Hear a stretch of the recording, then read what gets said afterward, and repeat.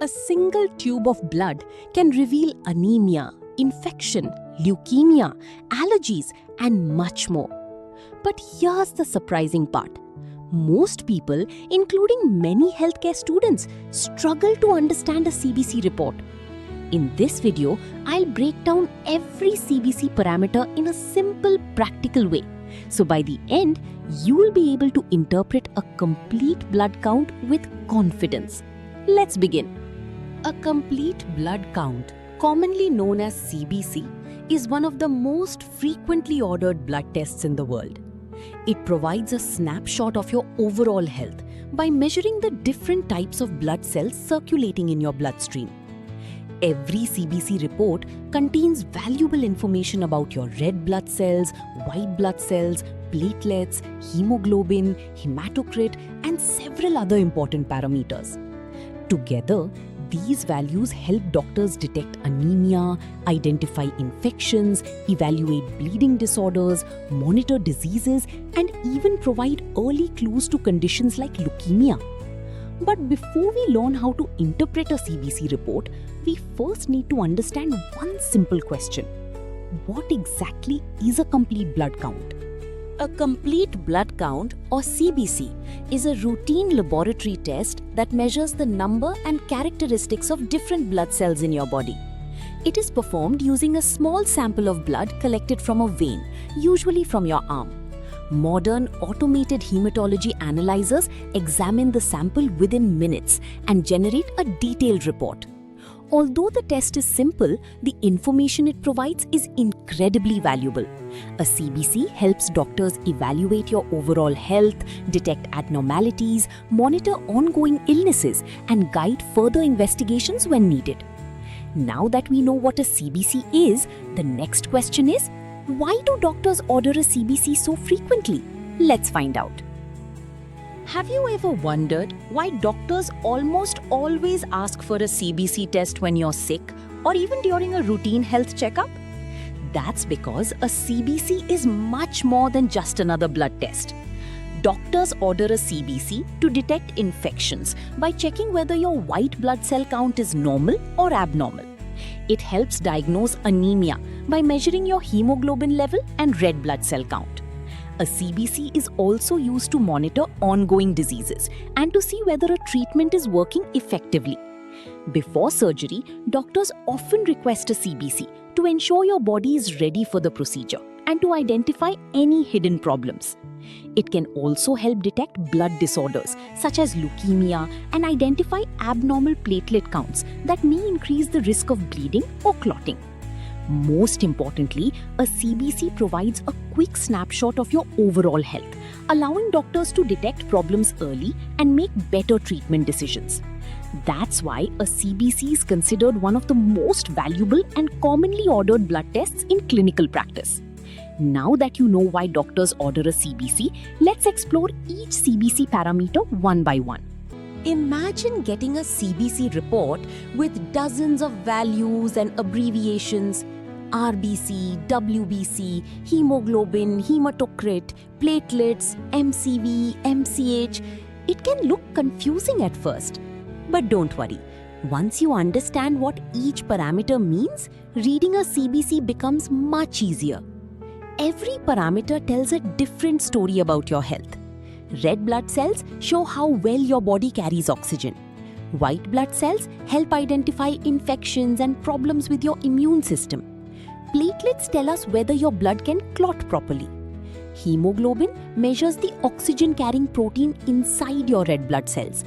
Hematocrit shows what percentage of your blood is made up of red blood cells. And the red cell indices, MCV, MCH, MCHC, and RW, help doctors identify the exact type of anemia and other blood disorders. Together, these parameters provide a complete picture of what's happening inside your body.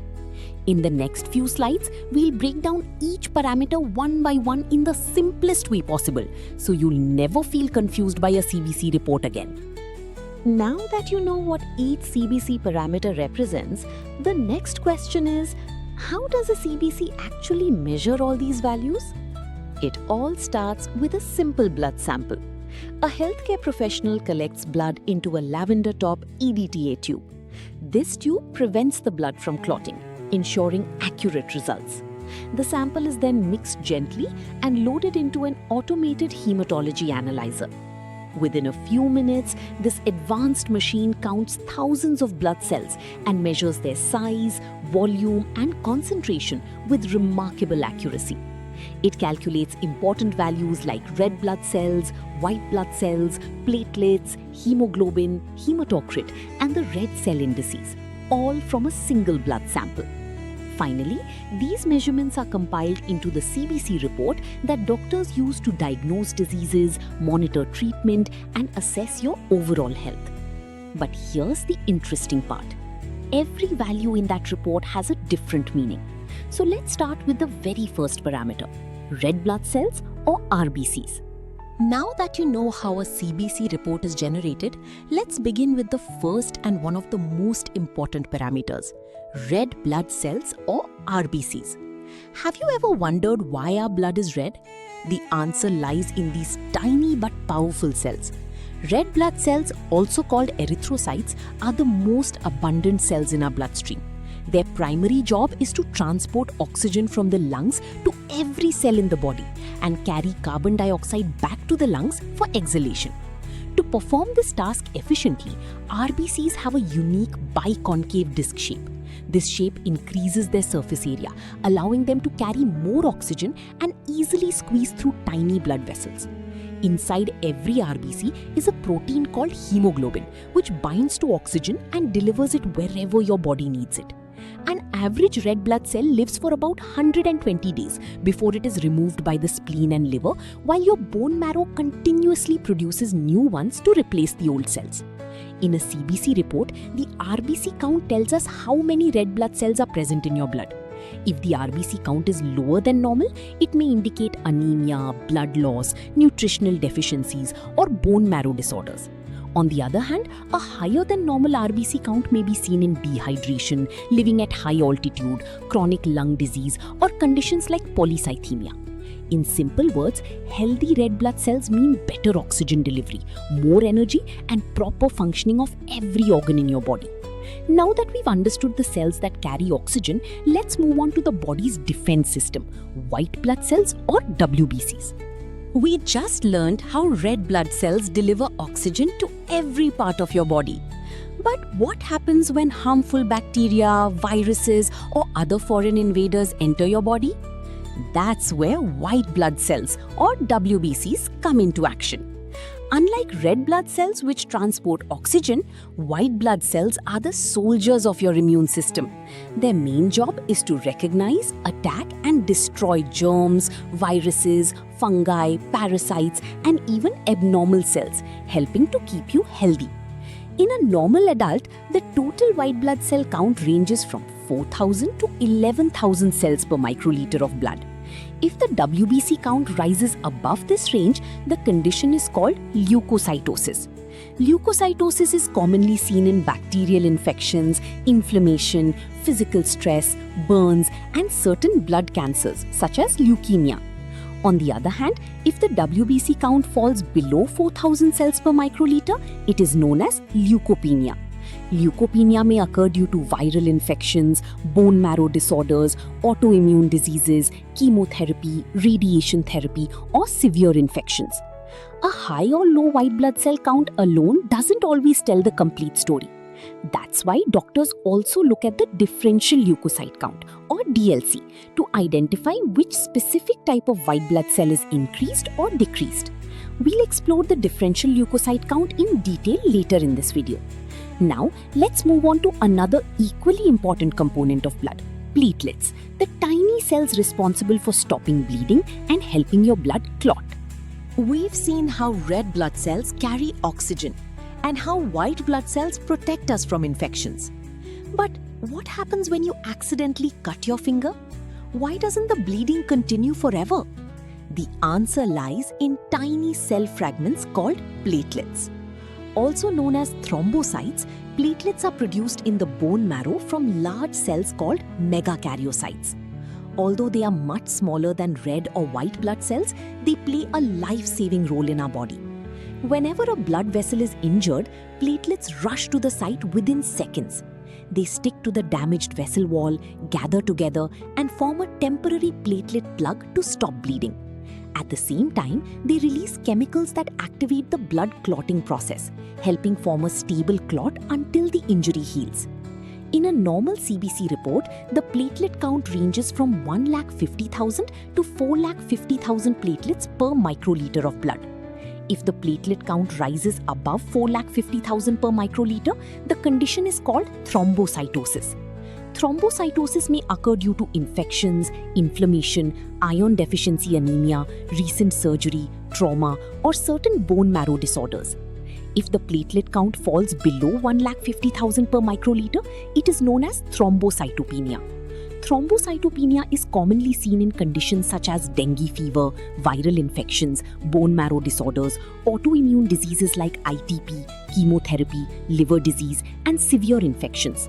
Remember this simple rule: low platelets increase the risk of bleeding, while very high platelets may increase the risk of abnormal clot formation. Now we've understood the three major blood cells measured in a CBC. Next, let's look at the molecule that actually carries oxygen inside every red blood cell: hemoglobin. So far, we've learned about red blood cells, white blood cells, and platelets. But here's an interesting question. If red blood cells carry oxygen, what actually binds and carries that oxygen? The answer is hemoglobin, often written as HB. Hemoglobin is a protein found inside every red blood cell, and it's the reason our blood appears red. Its main job is to pick up oxygen from the lungs, transport it to every tissue in the body, and carry carbon dioxide back to the lungs for exhalation. Without hemoglobin, red blood cells would simply be empty carriers. They wouldn't be able to deliver oxygen where it's needed. In a normal CBC report, the hemoglobin level is about 13 to 17 grams per deciliter in adult males and 12 to 15.5 grams per deciliter in adult females. If the hemoglobin level falls below the normal range, the condition is called anemia. Common causes include iron deficiency, blood loss, vitamin B12 or folate deficiency, chronic kidney disease, and bone marrow disorders. People with low hemoglobin often experience fatigue, weakness, dizziness, pale skin, and shortness of breath because their body is not getting enough oxygen. On the other hand, when the hemoglobin level is higher than normal, it may occur due to dehydration, living at high altitude, chronic lung disease, smoking, or conditions such as polycythemia vera. Remember this simple concept. Red blood cells are the vehicles, but hemoglobin is the oxygen-carrying engine inside them. Now that we've understood the oxygen-carrying protein, let's move on to another important CBC parameter, hematocrit, which tells us what percentage of your blood is actually made up of red blood cells. So far, we've learned about red blood cells, white blood cells, platelets, and hemoglobin. Now let's look at another important CBC parameter that is closely related to both red blood cells and hemoglobin, hematocrit, also known as HCT or packed cell volume (PCV). Have you ever wondered what percentage of your blood is actually made up of red blood cells? That's exactly what hematocrit tells us. Hematocrit measures the percentage of your total blood volume that consists of red blood cells. Think of it like this. If we place a blood sample in a centrifuge and spin it at high speed, the blood separates into three layers. The top yellow layer is plasma.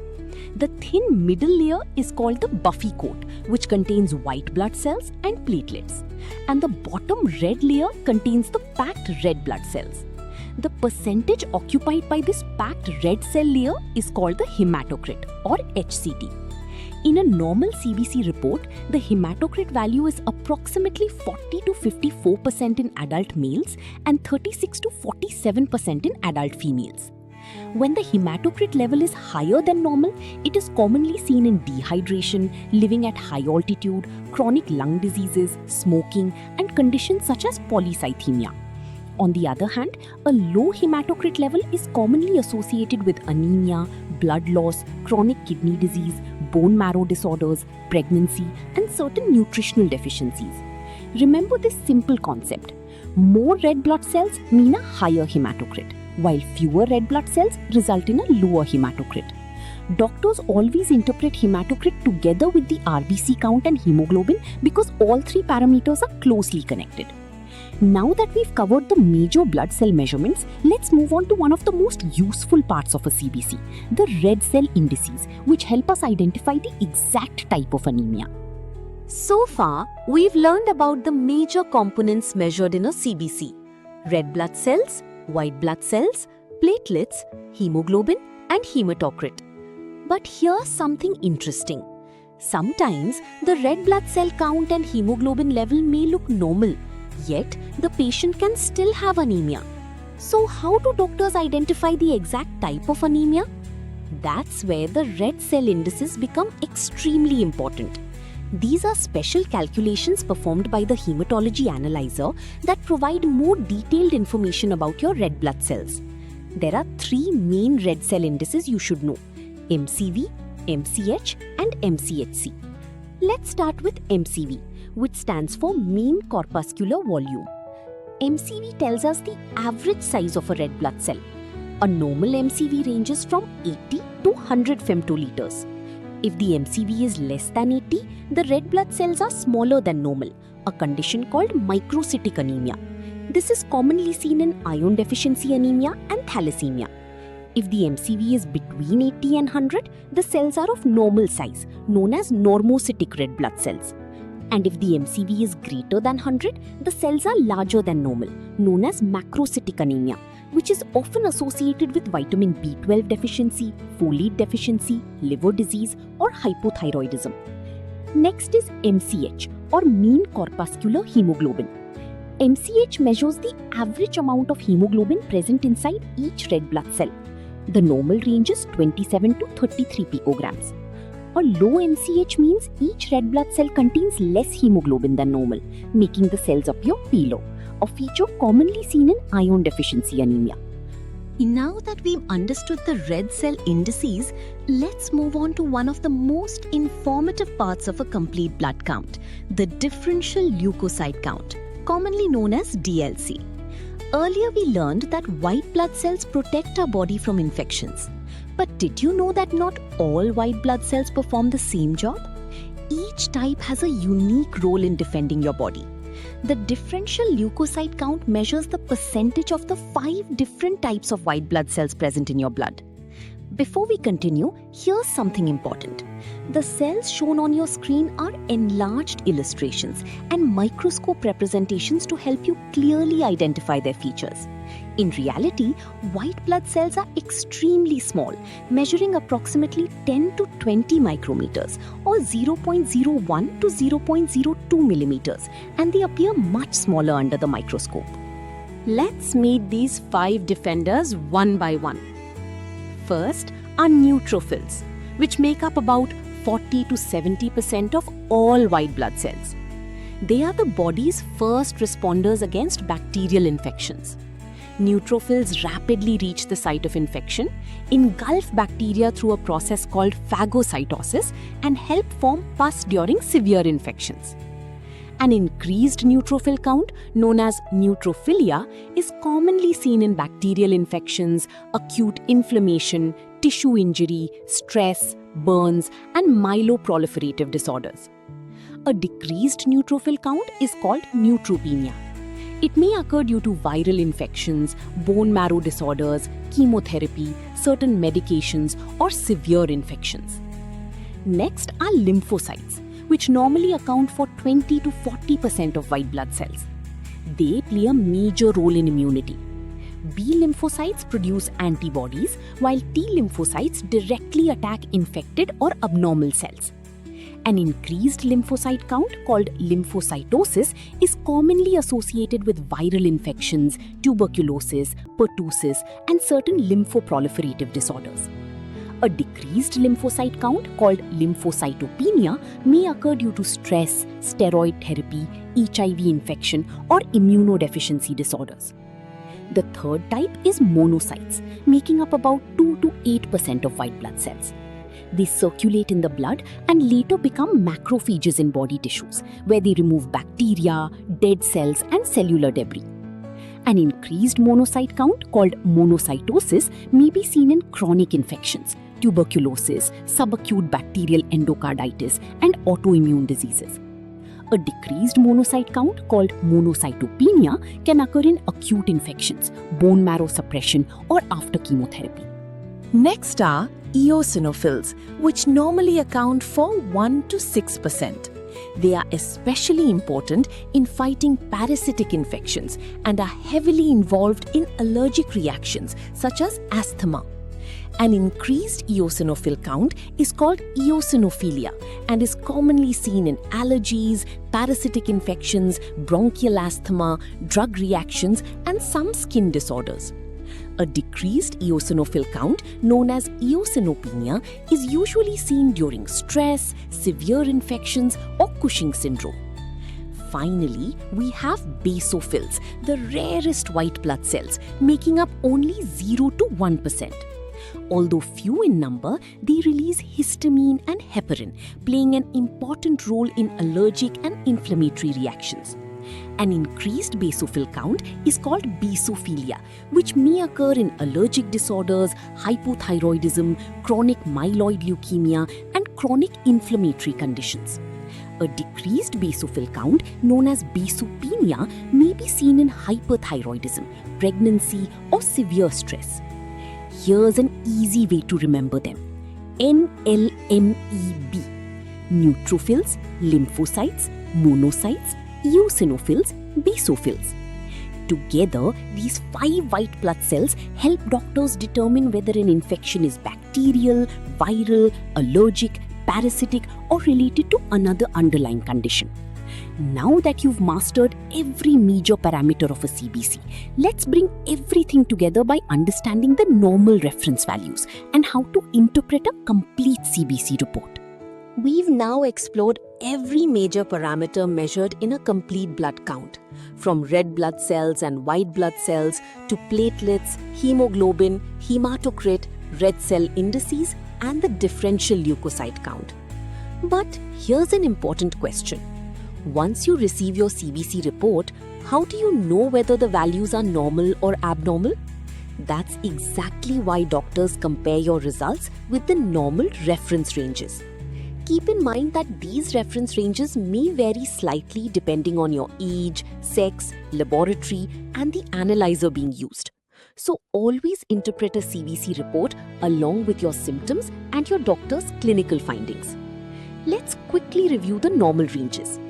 The normal red blood cell count is approximately 4.5 to 5.9 million per microliter in males and 4.1 to 5.1 million per microliter in females.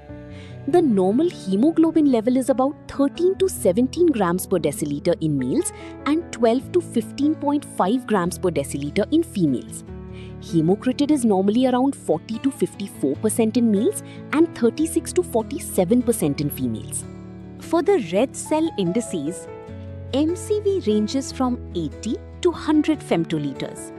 MCH ranges from 27 to 33 picograms. And MCHC ranges from 32 to 36 grams per deciliter. The total white blood cell count normally ranges between 4,000 and 11,000 cells per microliter. And the normal platelet count ranges from 1,50,000 to 4,50,000 platelets per microliter of blood.